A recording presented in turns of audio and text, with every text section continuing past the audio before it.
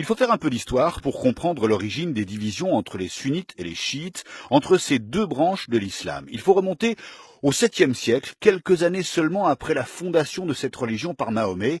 Il faut remonter à l'année 632, l'année de la mort du prophète. Les musulmans se divisent au sujet du successeur de Mahomet.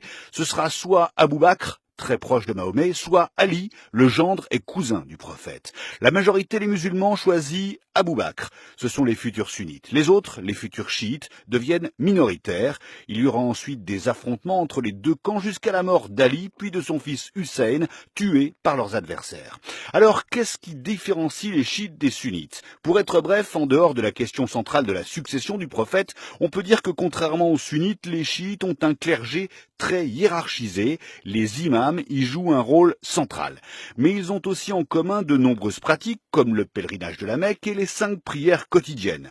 Reste que dans l'histoire, les chiites minoritaires se sont souvent révoltés contre la majorité. Alors en 1979, la révolution islamique en Iran a été une grande victoire pour les chiites qui l'ont portée. C'est d'ailleurs à cette époque que le monde occidental a découvert cette branche de l'islam. Aujourd'hui, les sunnites représentent 85% des musulmans dans le monde. Les chiites, c'est donc 15%.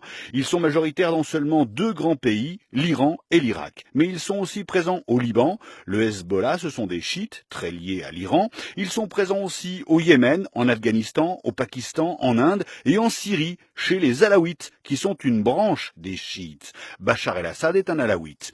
Dans le conflit entre l'Arabie Saoudite et l'Iran, en dehors des aspects géopolitiques, il faut rappeler que l'Arabie Saoudite, sunnite, se présente comme le pays gardien des lieux saints de l'islam, la Mecque et Médine. De son côté, l'Iran, chiite, considère que les sunnites d'Arabie Saoudite sont corrompus, vendus aux États-Unis.